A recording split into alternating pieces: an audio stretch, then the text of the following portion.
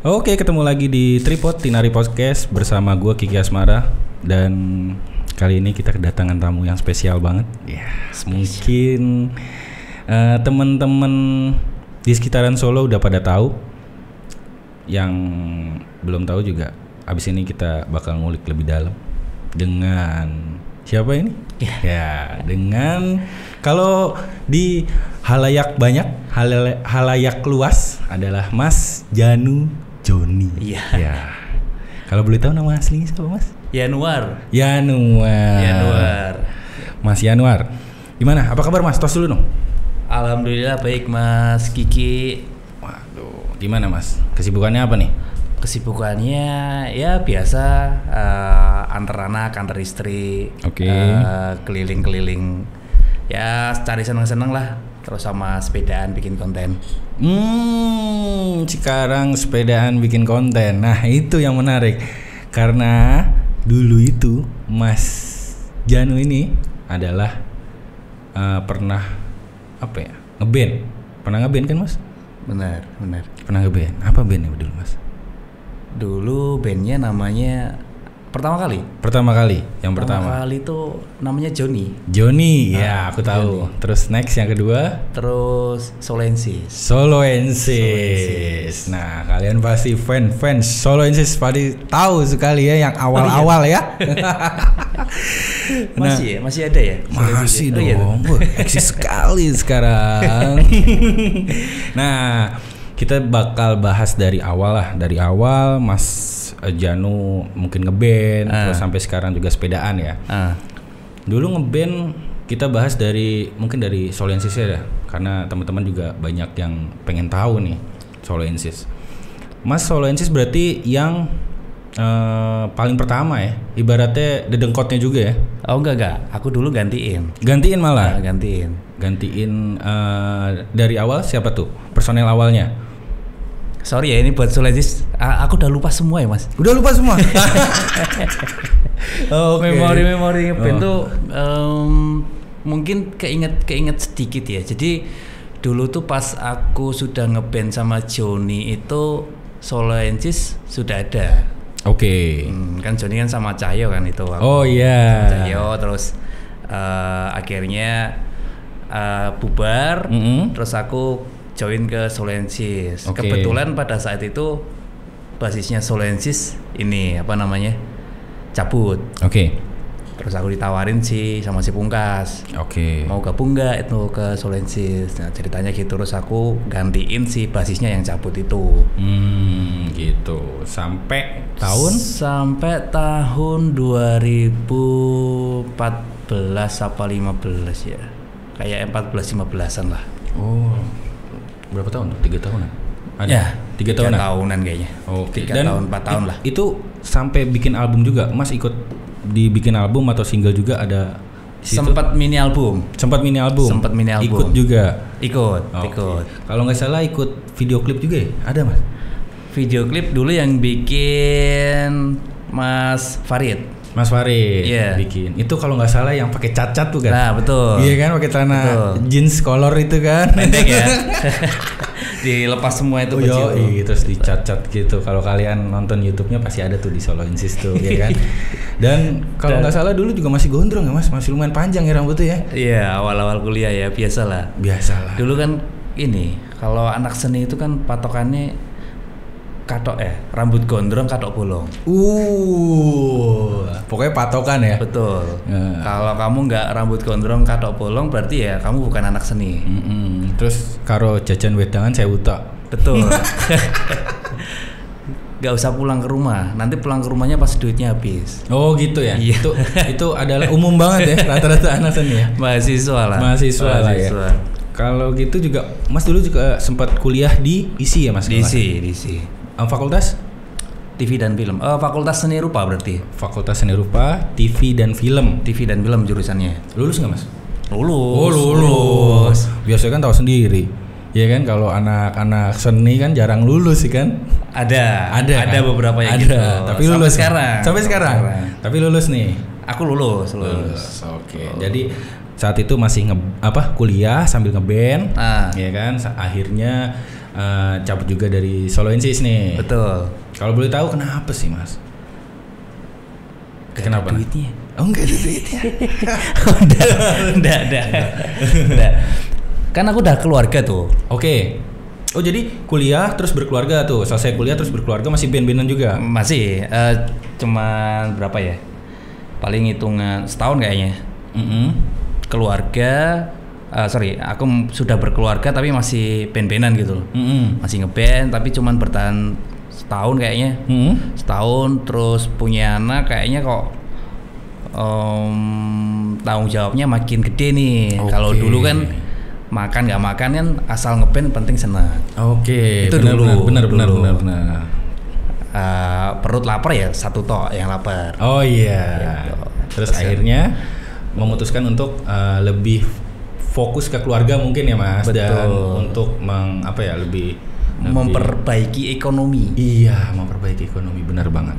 Terus akhirnya keluar lah, bukan karena nggak ada band-bandan nggak ada duitnya gitu ya. Cuman mungkin prosesnya lama, bener nggak? Pada saat itu memang gitu Mas. Memang ya secara realistis kalau dulu aku mikirnya belum ada pendapatan nih dari band nih gitu. Sedangkan waktuku habis di situ gitu. Terus di sisi lain aku butuh pendapatan untuk memenuhi kebutuhan yang harus aku penuhi nih gitu. Ada tanggung jawab yang lebih nih. Betul. Terus akhirnya memutuskan untuk keluar. Keluarnya karena pekerjaanku dulu waktunya Sabtu dan Minggu. Oh freelance gitu Mas? Ada, aku kan kerja di wedding. Oh pas saat itu? Jadi milih nih manggung atau syuting wedding. Akhirnya milih? Cuan.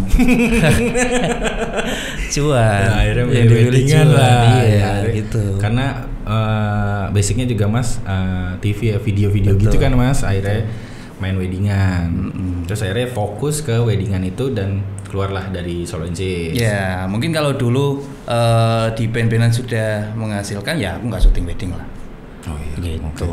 Malah secara realistis. Realistisnya aku gitu. Tapi ya gitulah. Namanya juga biasa ya kalau band-bandan keluar masuk biasa lah, ya kan? Biasa banget. Biasa lah gitu. Tapi kalau boleh tahu, jujur masih kontak-kontakan sama anak-anak apa gimana? Masih komunikasi baik masih lah. Baik banget. Dan masih suka dengar musik juga? Sudah jarang banget. Jadi terupdate Soloensis sudah jarang denger ya? Ngelihat di sosial media. Di sosial media aja. Kan masih follow-followan nih. Oke, siap. Ya segelintir tahu lah. Oh, sekarang tuh personilnya ini, lagunya ini. Terus lagi manggung di sini. Oh, tahu. Tapi ada rasa kangen gitu nggak Mas? Pengen ngeband lagi atau ya kadang-kadang reuni kan lagi ngetren tuh, reuni.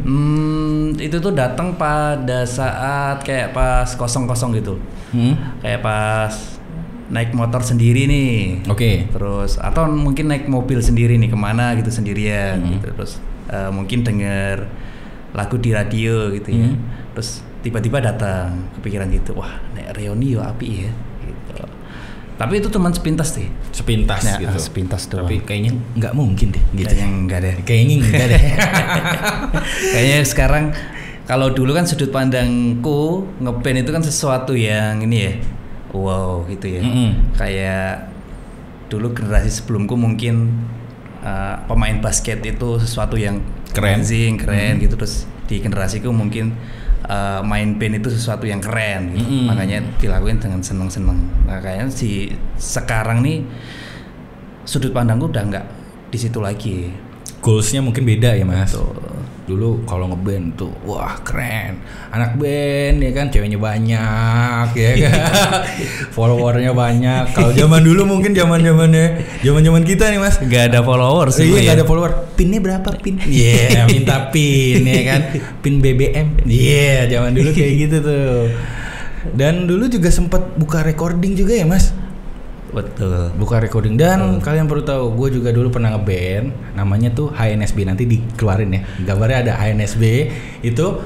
gue recording pertama kali seumur hidup gue di tempatnya Mas Janu Joni, ya kan? Itu gue masih inget banget dan sampai sekarang gue nggak pernah lupa itu. Itu kalau nggak salah di rumahnya terus di kamarnya gitu, itu ada kasur, terus depannya komputer, gue tahu banget. Dan itu masih jadul banget ya Mas, masih speaker jadul, gue tahu banget. Dan kalian baru tahu itu drum gue dulu ngedrum itu digambar.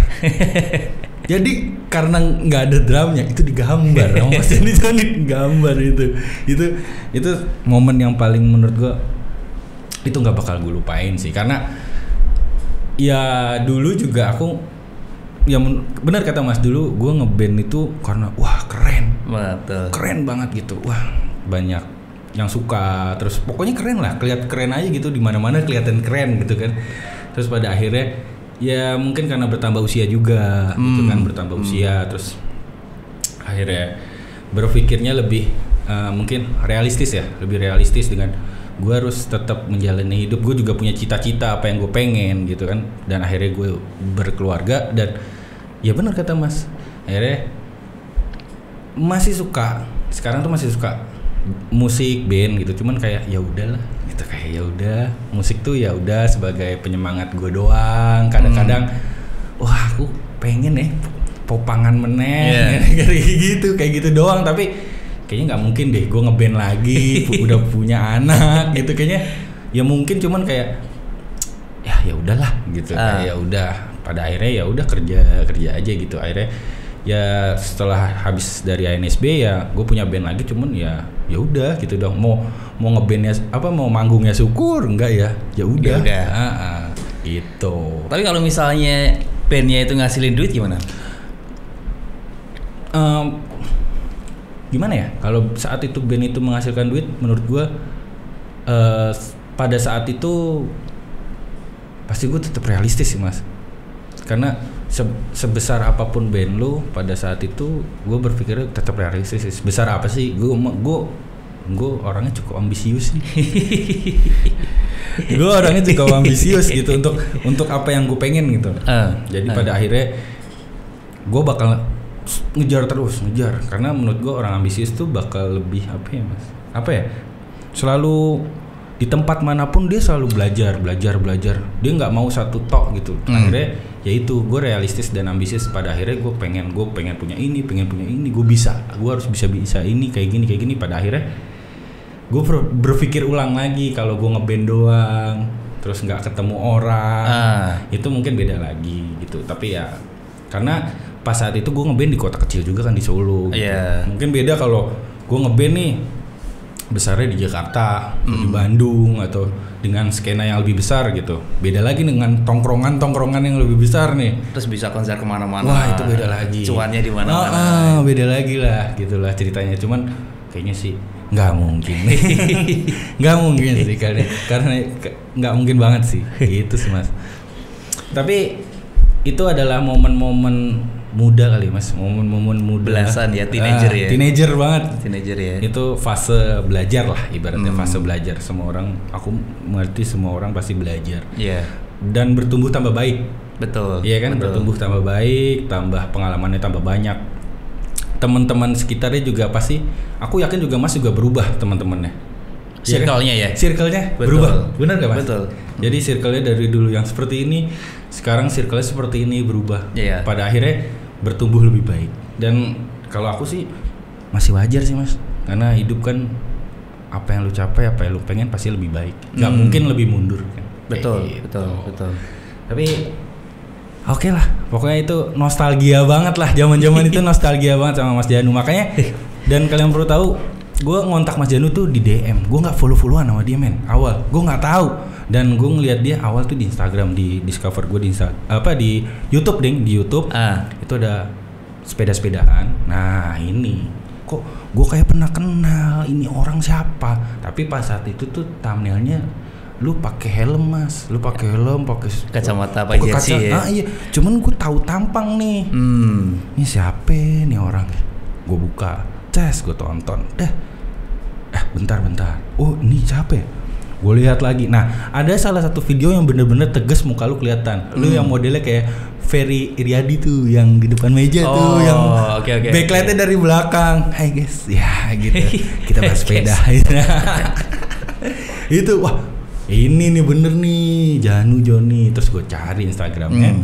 Bener, terus gue cross check lagi Cahyo. Ada teman gue satu dulu band-bandan gue, Cahyo, dan kenal juga sama Mas Janu Joni ini. Gue liat, oh iya temenan, ada fotonya nih. Bener berarti ini dia orangnya. Gue cross check, bener. Terus gue scrolling. Ternyata Mas Janu sekarang sepedaan. Nah, kenapa bisa sepedaan? Jauh banget nih mentangnya nih, jauh banget nih. Kenapa nih? Kenapa? Ya ini ya, makin bertambah umur kita semakin mikirin masa depan ya. Awalnya sih itu, awalnya ya biasa lah kayak dulu band-bandan diajakin teman. Sepedaan pun juga seperti itu, sama diajakin teman. Tahun 2018. Jadi ada rentan waktu nih Mas. Kalau band-bandan itu kan aku mundur di tahun 2014-an, 14 atau 15 itu, terus 15, 16, 17, 18 itu fokus di pekerjaan. Kalau orang ngomong hobiku apa? Hobiku kerja nih, ya gitu lah. Workaholic, ya gitu-gitulah. Terus aku mikir nih, pas nulis, hobimu apa sih? Hobimu apa? Hobi pekerjaanku pegang kamera, ya kali hobiku pegang kamera juga kan gitu. Terus cari-cari apa ya, olahraga. Terus kebetulan diajakin teman. Awalnya nih diajakin teman. Ya sebetulnya niatan olahraga sih sudah ya biasalah. Rencana kan bisa datang kapan aja. Malam ini rencana olahraga, besoknya tidur. Tidur. Gitu. Tapi ya pada ujungnya pada akhirnya ketemu sama teman tadi di tahun 2018, diajakin sepedaan, kebetulan langsung main road bike. Terus beli, coba-coba, terhasut sama temen gitu sih ya. Awalnya coba-coba. Terus akhirnya pengen olahraga. Betul. Nah itu saat awal pertama main sepeda itu, karena beda jauh nih, apa sih yang Mas rasain? Capek. Karena mungkin dulu jarang olahraga ya Mas? Apa gimana? Emang basicnya dulu olahraga sepedaan apa olahraga lain enggak ada. Baru ini ya? Terakhir ya SMP.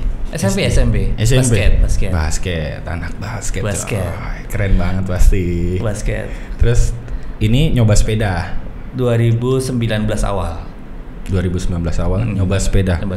Dan sampai sekarang sempat berhenti pada saat anakku yang kedua lahir. Oke. Karena di situ aku mikir nih, ternyata sepedaan tuh menghabiskan waktu. Malah begitu. Gitu. Jadi aku ketemu fase di mana sepeda itu sudah bukan jadi buat olahraga. Buat tempat melampiaskan hobi. Oke. Pada akhirnya menghabiskan waktu. Mikirnya saat itu. Sempat di fase itu. Oke. Menghabiskan waktu dan menghabiskan tabungan. Kalau saya lihat dari video-videonya emang rata-rata sepedanya mehong ya, mahal-mahal. Nggak ada yang sepedanya standar itu ya, Federal Polygon nih. Gitu. Mereknya mahal-mahal yang saya nggak tahu itu mereknya. Enggak, tempatku masih biasa, masih banyak yang lebih mahal lagi. Nah, ketemu fase itu. Oke. Tadi di mana? Sampai anakku lahir ya. Nah, itu terus anakku yang kedua lahir itu, terus aku timbul pertanyaan, terus sebenarnya tujuannya buat apa sih sepedaan gitu. Karena anakku sudah 2 nih, masa iya tak tinggalin sepedaan. Sehari kalau ada 24 jam aku bisa sepedaan 6 jam buat sepedaan, sampai 6 jam sampai 8 jam terkadang seperti itu. Wih, itu 8 jam itu berarti misalnya dari jam 12 sampai jam 2. Buset. Enggak, itu sepedaan terus Mas? Sepedaan terus. Gokil. Itu maksudnya jalan-jalan aja random gitu? Ya enggak. Ya sama ini, sama komunitas, sama. Oh, tak kira sendirian random jalan 8 jam gitu sambil nangis, kehujanan gitu. Enggak, oh jadi bareng-bareng ya sama komunitas. Nah, akhirnya timbullah rasa kayak wah habis nih waktuku di sepeda. Ya, di sepeda. Sampai di fase itu kalau tujuannya mau olahraga kan sejam 2 jam kan cukup, Mas. Bener. Yang penting 2 hari sekali sejam 2 jam cukup pulang lah. Tapi aku ketemu di fase dimana ternyata hobi ini menghabiskan waktu yang seharusnya itu bisa tak buat keluarga, bisa buat kerja dan lain sebagainya lah. Terus aku berhenti tuh. Berhenti? Ya, berhenti. Berapa lama, Mas? 3 bulanan kayak 3 bulan 4 bulan lah. Jadi ya pas anakku lahir terus COVID awal itu terus ya udah aku berhenti sepedaan. Nggak tahu tujuannya sepeda itu buat apa tuh sudah nggak make sense gitu loh. Di ini. Sampai akhirnya ketemu nih jawabannya nih 3 bulan. Jawabannya apa tuh? Sampai akhirnya Mas bersepeda lagi. Konten. Oh, konten. Iya. Akhirnya ngonten. Oke. Ngonten itu bukannya tambah ribet lagi, Mas? Tambah ribet. Tambah waktunya makin habis lagi, Mas. Habis pulang sepeda pasti aku yakin nih urutannya nih. Pulang sepeda, pindahin flashes, pindah, masih ngedit ya kan. Besoknya ngupload, besok konten lagi, gitu lagi kan tambah waktunya tambah kurang nih. Kenapa, Mas? Gitu. Ya kalau tujuannya dulu ya muaranya tetap ke perbaikan ekonomi.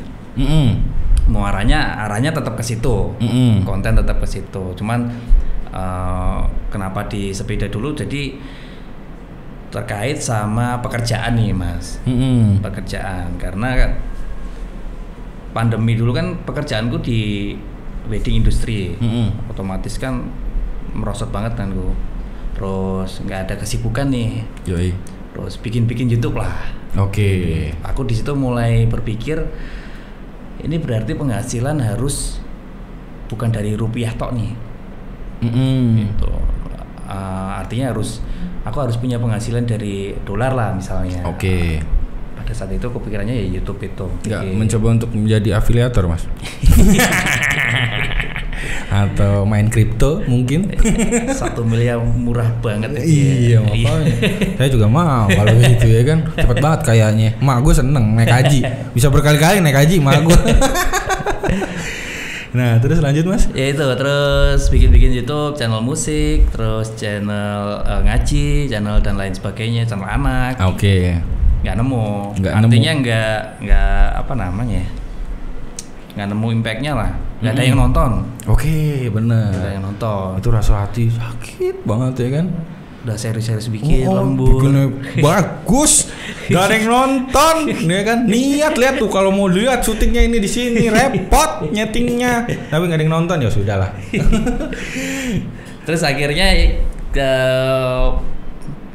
jadi kepikiran kok nggak sepeda aja yang aku bikin. Gitu. Terus akhirnya konten lah tuh sepeda.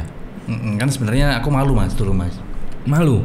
Karena mungkin jujur pasti basicnya buat ngomong sendiri di depan kamera agak sulit nih. Betul. Bener kan? Betul. Terus mencoba untuk komunikasi kayak tektokan gitu juga agak sulit pasti. Betul. Bener kan? Betul. Karena basicnya di belakang layar. Cuman megang kamera, iya kan? Bukan yang orang di depannya. Betul. Itu. Ya, terus akhirnya belajar tuh, Mas, terus? Belajar. Itu masih ada nggak, Mas, video pertama kali yang dibuat? Masih ada sampai sekarang? Masih ada belum disimpan atau dihilangin, masih ada? Masih. Yang paling awal banget masih. Yang sepedaan nih masih ada? Masih. Coba kalian boleh lihat itu yang paling bawah ya. Paling bawah ya kan, paling bawah banget itu nonton ya kan, itu gimana sama yang paling atas. Jadi Mas Janu tuh kayak gimana dulu awalnya. Nah, terus akhirnya bikin konten. Dan kalau aku lihat juga cukup berhasil di dunia per YouTuber ya kan? Alhamdulillah ada yang nonton. Alhamdulillah ada yang nonton. Ya walaupun nggak banyak ya, ya ada yang nonton lah. Lebih baik daripada channel-channel yang aku bikin sebelumnya. Oke. Gitu berarti lah. Memang Karena saat itu corona dan pada akhirnya untuk mencari tambahan untuk pemasukan, pada akhirnya mencoba untuk gambling main di YouTube gitu. Betul. Akhirnya oke. Itu jawaban jujur sih. Jawaban jujur ya. Tapi kalau ditanyain teman-teman sepedaan gitu, kok bikin YouTube kenapa? Buat seneng-seneng. Iya. Padahal ada AdSense-nya, dia nggak tahu AdSense-nya per bulan berapa. Itu sih. Tapi kadang-kadang lucu gini. Emang sih awal mungkin karena aku kan Tinar ini di dunia kreatif ya. Terkadang mereka selalu pengen YouTube berjalan tapi apa ya namanya, pengennya langsung subscriber banyak, nonton banyak. Nah, terus pengen dapat AdSense-nya banyak gitu. Nah, karena kan kalau di yang aku tahu itu pasti kan ada formulanya kan, Mas. Betul. Ada formulanya, nggak sesimpel lu bikin video random terus masukin YouTube terus lu trending, enggak gitu kan. Ada yang nonton atau enggak. Dan pertama menurut gue juga ya benar kata Mas tadi, Mas pasti udah nyoba berkali-kali konten apalah dan gue yakin juga Mas konsisten. Berarti ujungnya konsisten. Tadi pas gue ngobrol di depan sebelum podcast ini mulai, Mas Janu tuh pernah bikin konten dalam 30 hari satu video. Oh enggak. Apa? Sehari sekali. Sehari sekali.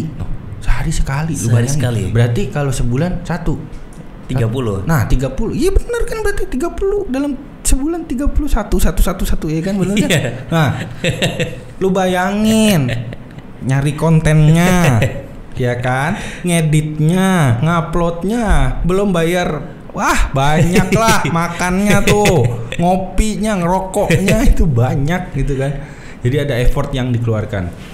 Ya, tapi balik lagi ya Mas, kalau menurut gue ya YouTube itu adalah satu portal yang bisa menghasilkan uang, tapi balik lagi kontennya seperti apa, isinya, storytellingnya seperti apa. Betul. Karena yang aku lihat juga harus ada ceritanya, nggak asal buat gitu doang kan ya Mas.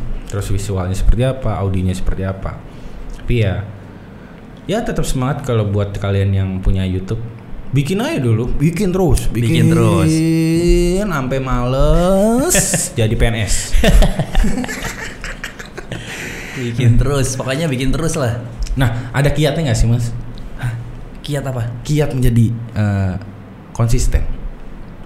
Kiat menjadi konsisten. Nggak usah malu. Satu nggak usah malu. Ada lagi? Malu. Jadi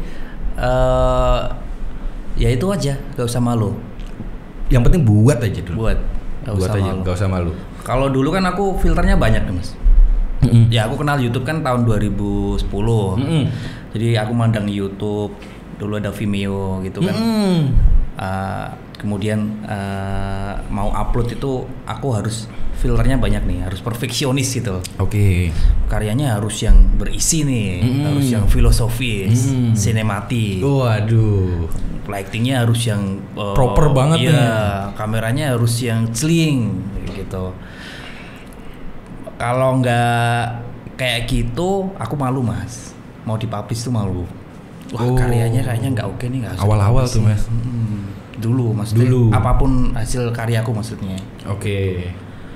Pada akhirnya ya ketemu di YouTube yang viral-viral nggak harus seperfect itu kok gitu. Aku pikirnya gitu sih. Bisa pakai handphone. Yang simpel-simpel ya Mas. Maksudnya secara kamera juga bagus-bagus sekarang ya kan. Terus audio masih bisa di voice over juga. Betul, ya kan. Bisa pakai GoPro juga ya kan. Masih banyak yang bisa dibuat, paling deket handphone lah ya. Ya kan. Jadi dulu pernah pakai handphone juga Mas bikin awal. Sampai sekarang masih pakai handphone. Sampai sekarang. Handphonenya apa Mas? Cina nggak? Bukan Cina. Handphonenya ya itulah. Iyalah. Pokoknya kalau aku sih apapun yang lu punya buat aja dulu. Untuk video, untuk audio buat aja dulu. Gue juga apa ya? Ya gitulah, buat aja dulu. Jangan mikirin duitnya. Betul. Karena anak milenial sekarang gitu, baru kerja 2 hari minta keluar, baru 3 hari kerja minta keluar, gajinya kurang gede. Lalu apa? Ya kan apa? Kerja aja dulu, dinikmatin. Karena gue yakin juga Mas Janu juga pengalaman pasti masalah kerjaan, ya kan, masalah ketemu orang lain tentang apapun itu. Pasti dulu juga Mas Janu pernah ngerasain dibayar video dikit. Sempat. Iya kan Mas, pasti dia ngerasain cuman berapa ratus ribu cuman buat bayar makan dan lain-lain, buat bayar alat juga nggak cukup ngepas ya kan.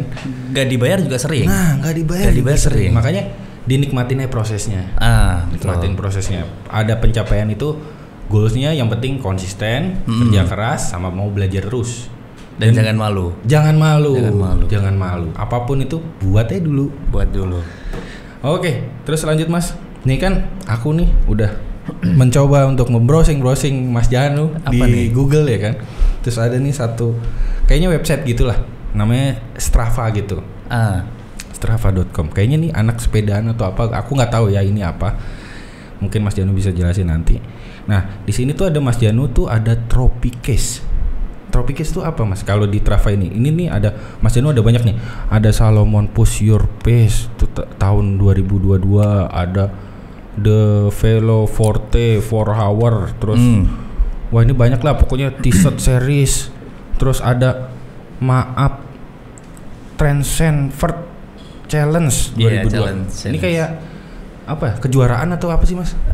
Jadi Strava itu sebuah aplikasi buat sport. Kebutuhannya buat sport. Alat ukur kilometer, simpelnya gitulah. Alat ukur kilometer. Khusus sepeda atau? Khusus sepeda, lari dan swim, renang. Oh gitu. Nah ini apa nih? Trofi apa ini? Jadi yang tadi aku sebutin. Di Strava itu nanti ada challenge. Namanya challenge, ada tantangan. Semisalnya brand A nih bikin tantangan di Strava nih, 100 kilo dalam sehari nih. Terus kamu nanti dapat reward, dapat trofi tadi. Oke. Dapat piala lah. Dapat piala. Kalau kamu bisa menembus 100 kilo dalam satu hari itu, kamu dapat trofinya itu. Trophy Case itu. Ada duitnya nggak Mas? Nggak ada, bukan. Arahnya poinnya bukan di duitnya. Bukan. Tapi ke lebih ini kayak sertifikat bukan? Betul. Sertifikat. Internasional. Bisa dibilang gitu. Iya, internasional. Tapi ya kalau menurutku sih juga semua pengguna Strava bisa dapat itu. Asal dia challenge. Asal dia menyelesaikan challenge itu. Nggak nge-cheat ya. Ada yang nge-cheat ada. Oh, ada yang nge-cheat juga. Ada yang nge-cheat. Kampret. Jadi di Strava itu ada dua, ada com sama home. Com sama home. Pakai kol-kolah. Iya, home. Yeah. King of Mountain sama Queen of Mountain. Apa itu Mas? Boleh dijelasin? Misalnya kita nanjak di Taang mau ke Cemoro Sewu nih. Nah itu ada yang paling kenceng. Ada rekor yang paling kenceng gitu. Nah itu sebutannya com kalau laki-laki. King of Mountain. Kalau ceweknya tadi seorang raja dari sebuah gunung gitu ya. Waduh. Itu kalau cewek namanya Queen. Nah kalau yang separuh, nah itu gender itu apa ya? Nanti gender fluid itu. Nah, nih aku mau tanya lagi, pengalaman Mas yang paling menarik dari sepedaan, yang paling menarik atau yang paling menantang atau yang paling menyeramkan, apa tuh? Ada nggak selama bersepeda? Yang paling menyeramkan? Terserah apa? Yang paling menyeramkan pas sepedaan ya, pas mau ikut event gitu-gitu ya, pasti banyak deg-degannya. Ikut gitu. Event tuh kayak jadi tahun 2019 akhir itu kan aku pegawai awal nih. Newbie. Itu akhir tahun aku ikut Tour de Borobudur namanya. Oke. Tour de Borobudur. Terus ada tuh deg-degan di situ. Karena apa Mas biasanya? Karena apa ya? Sepedanya paling jelek. Enggak, euforia ya mungkin ya. Kayak demam panggung gitu loh Mas. Lah kan dulu ngeband, masa beda. Padahal ini kenal apa enggak? Enggak kenal. Enggak kenal kan, itu satu Indonesia. Tapi komunitasnya banyak Mas. Banyak. Ada 2000 2000 pesepeda. Oke. Dulu mulainya dari Semarang, berangkatnya dari Solo. Nah itu kalau untuk orang awal kemudian yang baru mengerti, baru kenal, terus ikut event gede gitu kan rasanya apa ya? Nyampe nggak sih gue gitu? Nah itu. Kayak gitu ya Mas. Nyampe nggak sih gue ntar baru berapa meter gue tepar lagi ya kan, atau malu-maluin gitu ya Mas? Itu kan rutenya dari Semarang ke Solo. Ngontel. Semarang ke Solo. Cek tak pikir Mas. Semarang ke Solo. Lumayan. Berapa kilo Mas?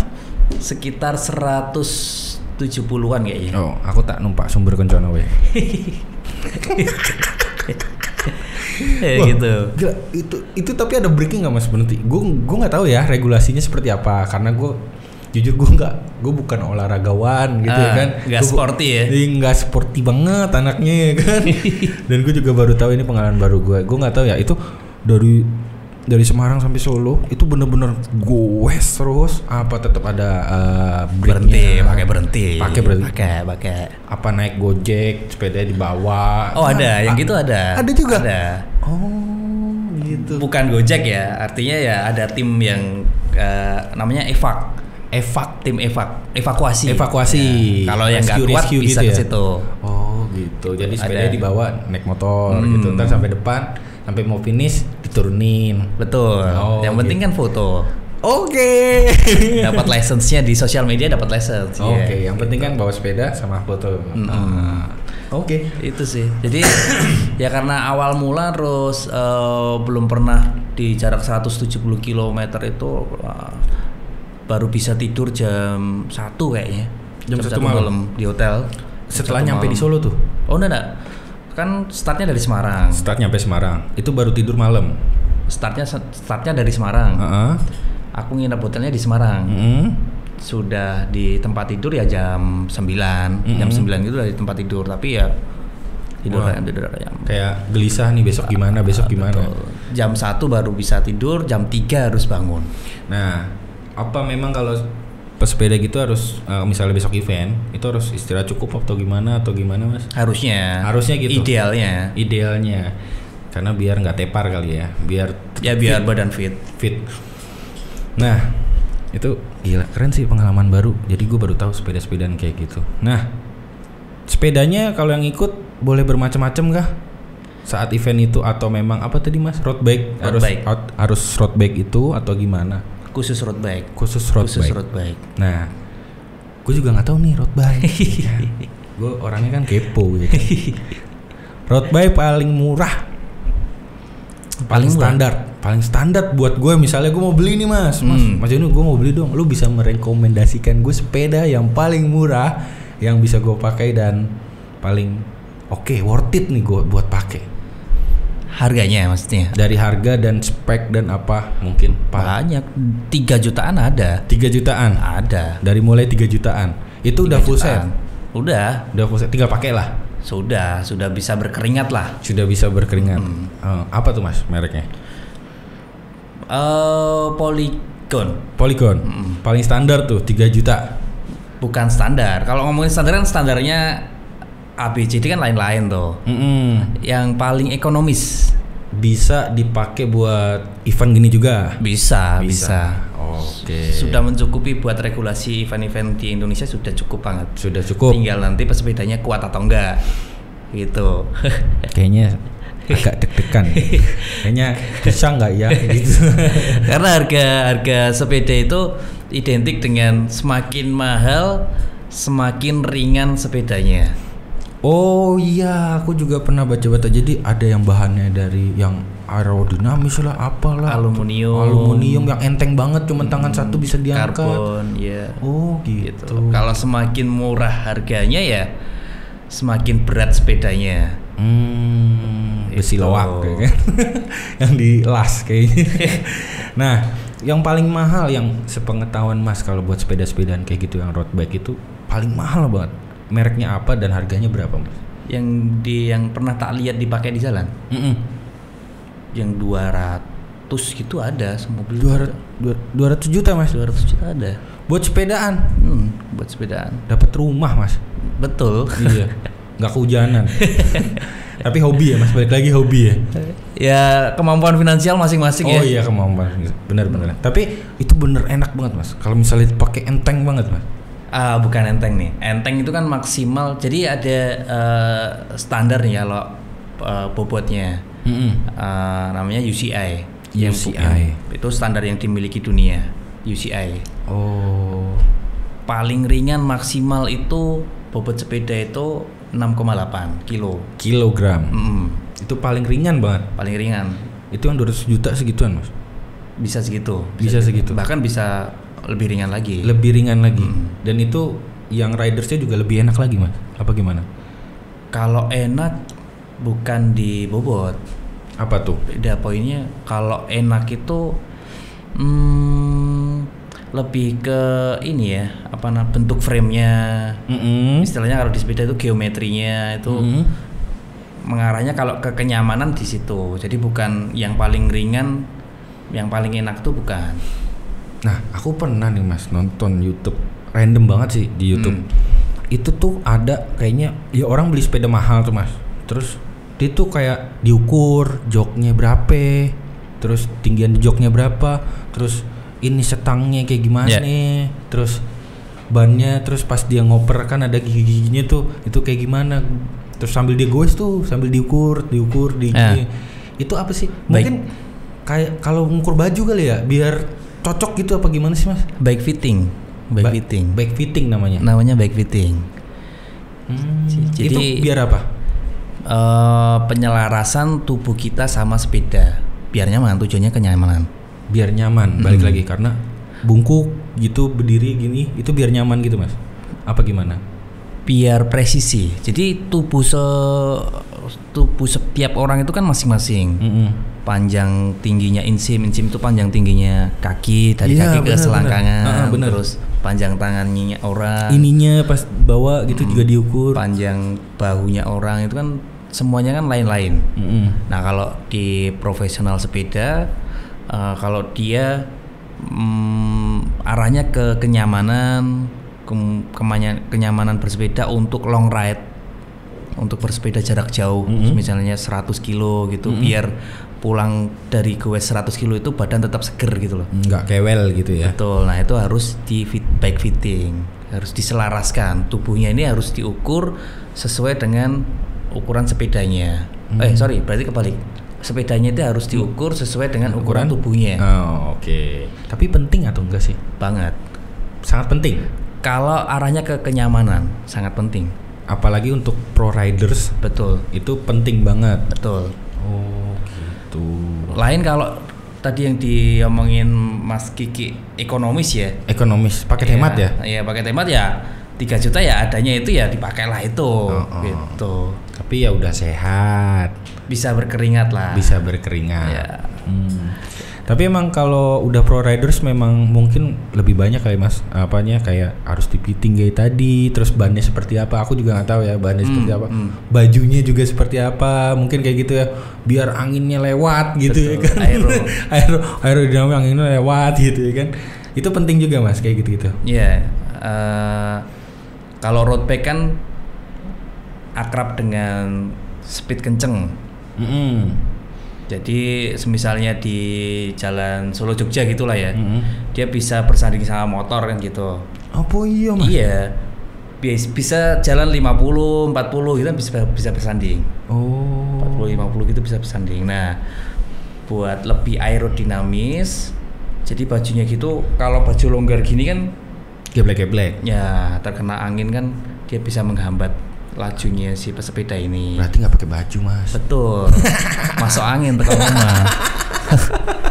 Malah keroan. Jadi bajunya harus fresh. Harus memang harus gitu. Iya. Aku isi nih. Aku wis bayangke aku nonton YouTube-mu Mas. Wah, aku nganggo ngono malah ketok susuku, malah repot gitu. Tapi emang gitu ya, maksudnya olahraga tuh macam-macam ya, punya standar profesionalnya macam-macam pasti. Kalau sepeda pasti kayak gitu ya kan, bajunya memang seperti itu.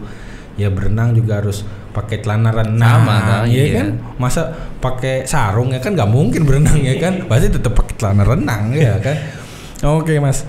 Nah kita di penghujung acara nih Mas. Oke. Nah siap. Goals Mas apa lagi nih selain sepedaan? Next buat kedepannya ada nggak goals Mas yang belum tercapai untuk kedepannya? Wow, banyak banget noh. Banyak banget. Salah satunya aja deh. Aku pengen tahu nih. Salah satunya apa nih? Salah satunya ya rumahnya damai gitu aja sih. Rumah damai, nyaman, tentrem sama keluarga. Betul. Oke. Terus ada goals untuk beli sepeda baru? Kalau beli sepeda baru nanti dulu lah. Ini masih pakai. Jadi ceritanya kemarin dapat endorsean Mas. Anak endorse influencer, coy. Ada kerjasama lah. Oke. Gitu, ada kerjasama. Dari sepeda nggak apa-apa disebutin aja Mas. Dari si Elvas. Elvas Bike. Elvas Bike. Halo Elvas Bike, boleh build in bisa. Iya. Kita gitu. Nanti ngobrol-ngobrol terus. Masih ada ikatan kerjasama sampai ya bulan-bulan ke depan lah. Oke, gitu. Akhirnya di endorse buat konten juga mungkin Mas. Buat konten. Oke. Terus sepeda kalau belum tahu, kalau aku belum tahu, sepedanya ada berapa nih di rumah sekarang? Total. Ada berapa ya? 1, 2, 3, 4, 5 kayak. Banyak. Tapi nggak road bike semua sih. 5. Nggak road bike. Oh. Ada sepeda Pit Jengki ada? Oh enggak. Mountain bike, MTB, terus e-bike, BMX nggak ada. Oke. Yang sepeda mahal-mahal itu apa tuh? Yang sepeda mahal-mahal tuh? yang ban kecil-kecil tuh apa ya? Yang itu mahal tuh, yang mahal banget tuh, yang kemarin booming banget tuh Mas. Apa ya? Sepeda mahal. Yang dilipet-lipet. Wah. Apa tuh? Gue lupa. Yang sepeda emas ya? Bukan, yang mahal-mahal tuh yang artis-artis beli dulu tuh, yang sepeda lipet-lipet. Lupa anjir namanya apa ya? Kalau tahu ya komen ya. Pokoknya itu dulu apa ya namanya? Aduh, lupa itu. Cuman itu gue dulu sempet pengen, cuman karena mahal banget itu sepeda lipat buat gaya-gayaan biasanya. Oh, Brompton. Ya, Brompton itu Brompton. Ya Allah, goblok anak ini ya. Nggak tahu sepeda Anda. Iya kan, Brompton. Nah, itu keren banget. Ya karena saya nggak mampu ya. Belum mampu untuk membeli itu ya, nonton aja lah. Dulu mahal karena pas digoreng itu kan. Oh iya, bener Mas. Tapi Mas sempat pengen nggak? Katanya bagus banget gitu. Katanya, aku nggak tahu ya karena aku bukan pesepeda gitu. Karena sadar kemampuan perekonomian ya. Jadi nggak timbul rasa pengen. Gitu. Mungkin kalau perekonomiannya sisa-sisa gitu, wah pengen nih Brompton nih, tuh wah gitu. Tapi emang bagus Mas. Secara dipakai, pernah nyoba apa gimana Mas? Belum pernah. Pernah. Kalau nyoba sih pernah. Gimana menurut Mas? Ya enak, kalau ngomongin enak ya pasti enak lah. Ya istilah ada harga, ada rupa ya. Itu nggak bisa bohong. Iyalah. Mantap sekali pokoknya. Brompton ya, Brompton inget Brompton. Ingat ya. Itu kalau nggak salah tuh belinya pakai packing kayu. Kalau gue lihat di Google tuh pakai packing kayu gitu, dilipat pakai kayu dimasukin gitu. Wah keren banget. Mahal. Oke. Ya. Terima kasih Mas Janu Joni untuk waktunya. Sama-sama Mas Kiki. Terima kasih banget sudah dihadirkan di sini. Sama-sama. Ya kapan-kapan kita bisalah sepedaan bareng ya. Siap, tak tunggu. Oke, aku Mas sepeda, aku tak ngenten ning warung. Oke, terima kasih Mas Janu Joni atas waktunya. Dan siapa tahu kita bisa ngonten-ngonten bareng lagi. Siap. Oke, thank you Mas. Thank you Mas Kiki. Oke, thank you. Jangan lupa tetap nonton Tripod di YouTube-nya Tinari Creative Corner. Kalau nggak nonton ya udahlah, bebas. Terima kasih. Gua Kiki Asmara pamit. Ciao.